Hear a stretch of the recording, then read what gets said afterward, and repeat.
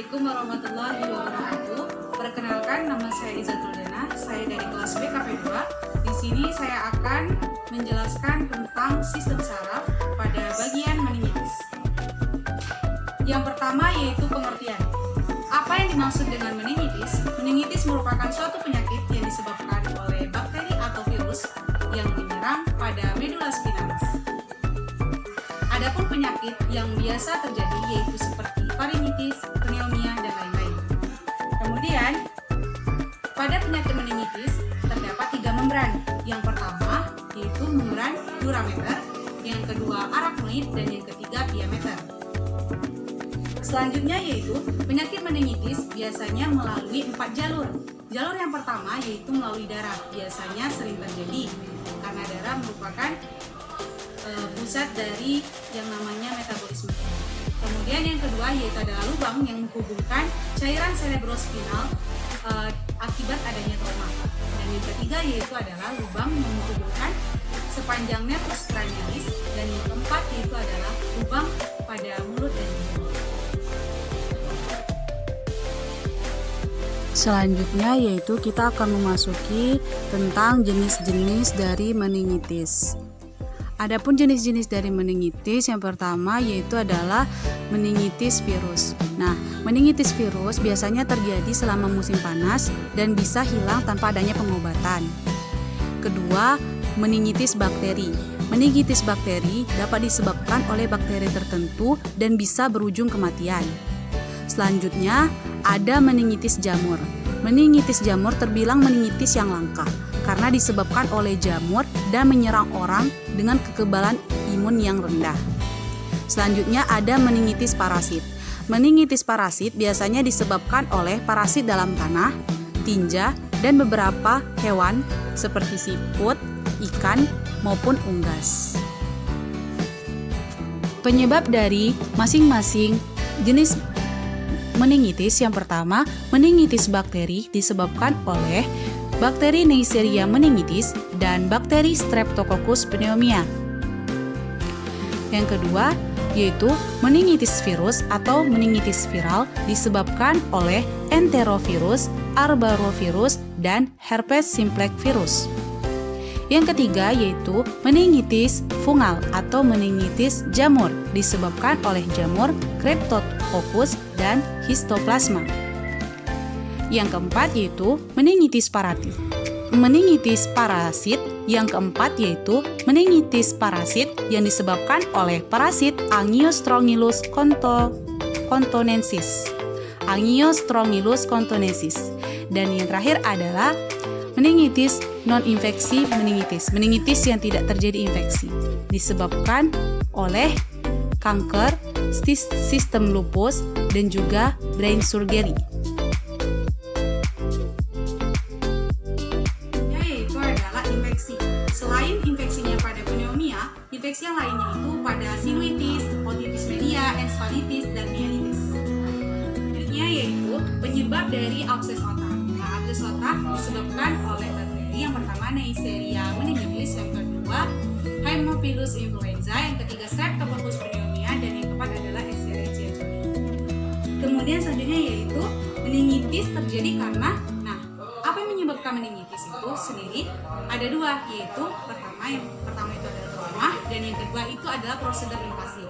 Adapun prosedur invasif yang pertama ada fraktur terbuka pada bagian kranial atau pada bagian tengkorak kepala. Kemudian yang kedua yaitu adalah luka tembus pada bagian kepala, seperti terjadinya luka penembakan ataupun pada barang-barang yang kayak besi seperti itu.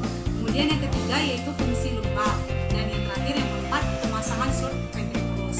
Nah, selanjutnya kita memasuki bahasan inti yaitu patofisiologi dari meningitis. Nah, pertama, meningitis itu terjadi berawal dari adanya inflamasi diameter sampai dengan inflamasi arachnoid, dan berlanjut sehingga terjadinya komesti. Apa yang disebut dengan komesti? Komesti merupakan gangguan pada sistem peredaran darah, yaitu pembendungan darah. Pembendungan darah itu terjadi dengan adanya akibat jaringan pada sekitarnya dan sel-sel saraf pada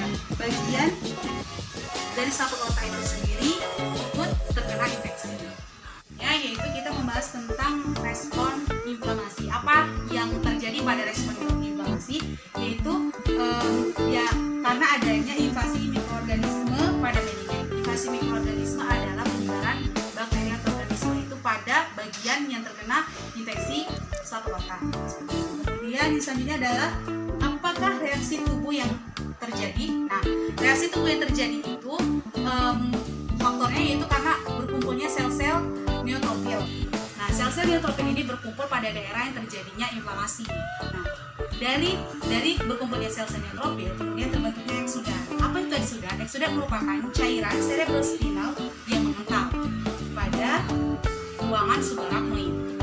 Nah, selanjutnya itu akibat dari mengentalnya cairan cerebrospinal. Nah, akibat dari mengentalnya cairan cerebrospinal itu adalah cairan itu tidak bisa mengalir pada sekitar otak dan juga medula spinalis, maka terjadinya penyumbatan yang bernama villi arachnoidalis dan obstruksi cairan cerebrospinal.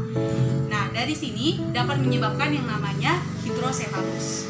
Selanjutnya yaitu akibat dari mengentalnya cairan cerebrospinal. Nah, cairan ini tidak mudah mengalir pada bagian otak maupun medula spinalis, maka terjadinya penyumbatan pada villi arachnoidalis dan obstruksi cairan cerebrospinal yang akan menyebabkan yang namanya hidrosefalus. Nah, kemudian selanjutnya adalah akibat dari terbentuknya eksudat. Akibat dari terbentuknya eksudat itu ada 3. Yang pertama, eksaserbasi respon inflamasi yang akan menaikkan tekanan darah dalam otak disebut dengan tekanan intrakarnial. Yang kedua adalah inflamasi tanggapan pada nervus cranialis serta saraf perifer. Dan yang ketiga adalah iritasi pada meningen yang menyebabkan disrupsi membran selnya dan juga edema. Selanjutnya yaitu konsekuensi dari keadaan. Pada setiap keadaan pada meningitis yaitu yang pertama adalah meningkatnya cairan intrakarnial, yang kedua adalah penggelembungan pembuluh darah, yang ketiga adalah gangguan pasukan darah cerebral, dan yang keempat adalah kemungkinan trombosis atau ruptur. Kemudian apabila cairan cerebrospinal intrakarnial itu tidak turun, maka hasil akhir yang terjadi adalah infark cerebri. Nah, selanjutnya adalah ensefalitis dapat terjadi pula karena adanya infeksi sekunder di dalam jaringan otot. Pada meningitis aseptik, sel-sel invasit akan memfasilitasi lapisan pia arachnoid, tetapi tidak sehebat meningitis bakterialis dan juga tidak membentuk eksudat.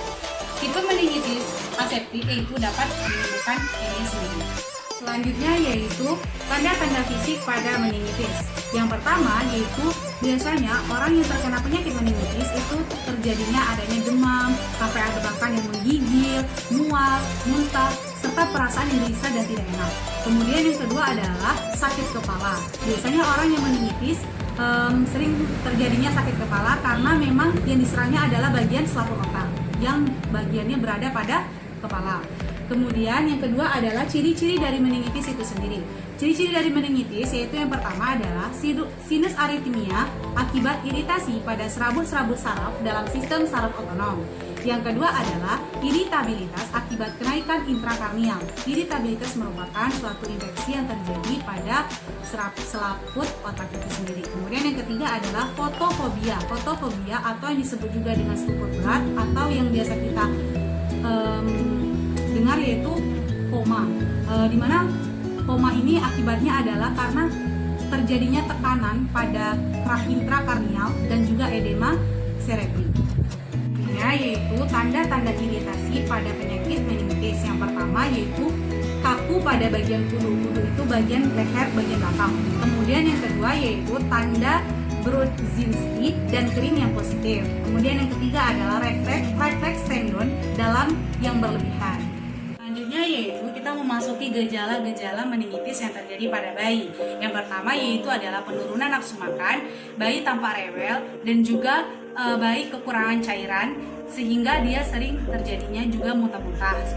Kemudian adanya komplikasi, itu banyak sekali komplikasi dari penyakit meningitis. Yang pertama yaitu peningkatan tekanan intrakarnial, yang kedua itu hidrosefalus, yang ketiga itu infark cerebral, yang keempat gangguan nervus cranialis, kemudian ada ensefalitis, paresitis, endokarditis, epilepsi, gangguan pendengaran maupun efusi subdural.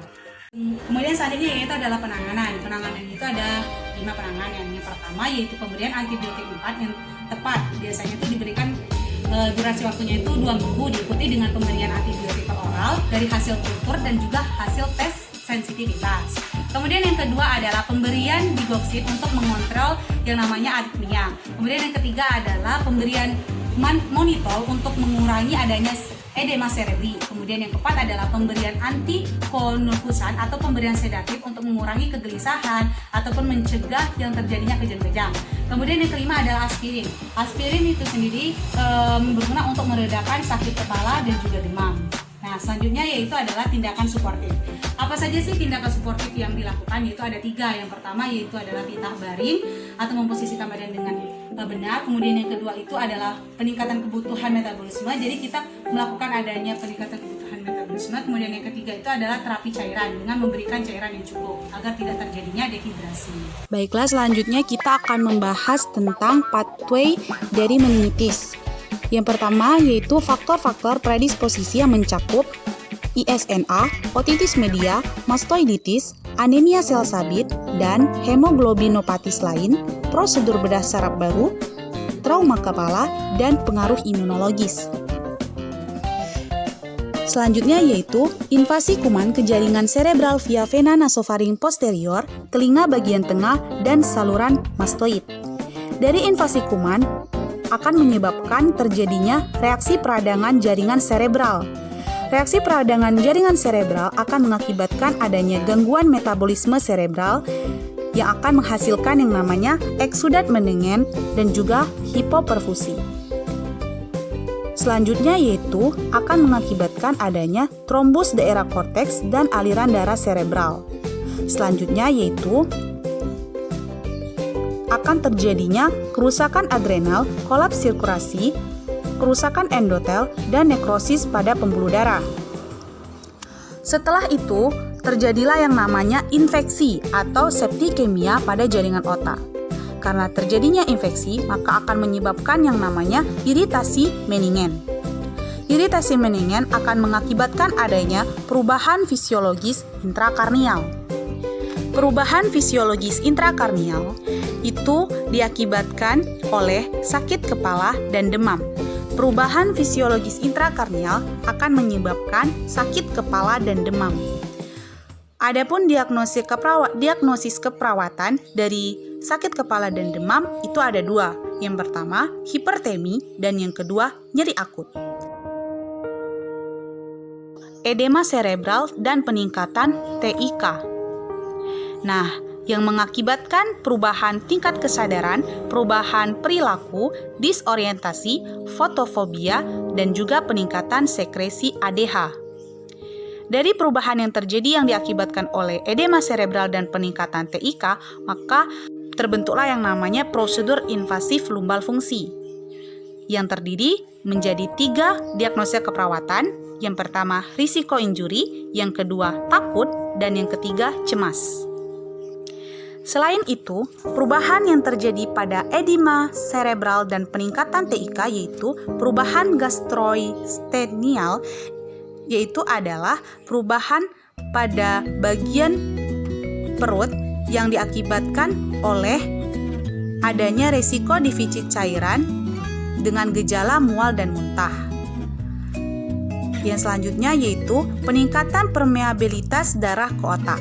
Nah, mengakibatkan 2, yaitu pertama perubahan sistem pernapasan atau Cheyne-Stokes, dan yang kedua adalah bradikardi. Perubahan sistem pernapasan Cheyne-Stokes itu karena dapat kita ambil asuhan keperawatannya, yaitu ketidakefektifan bersihnya jalan napas dan juga ketidakefektifan pola napas. Yang kedua yaitu bradikardi, yaitu karena adanya perubahan perfusi jaringan otak dan juga risiko gangguan perfusi perifer. Nah, dari edema cerebral dan peningkatan TIK, maka akan juga terjadinya yang namanya penekanan area vokal kortikal yang akan menyebabkan adanya rigiditas nukal, tanda kening, dan juga Brudzinski yang positif yang juga akan mengakibatkan yang namanya kejang. Kemudian selanjutnya, adesi menyebabkan kelumpuhan saraf yang akan mengakibatkan seorang akan mengalami yang namanya koma, bahkan kematian. Mungkin itu saja yang dapat saya jelaskan. Semoga kita bisa mengambil pembelajarannya dan bisa bermanfaat bagi kita semua. Bila ada kekurangan datangnya dari saya, bila ada kelebihan datangnya dari Allah. Saya akhiri. Wassalamualaikum warahmatullahi wabarakatuh.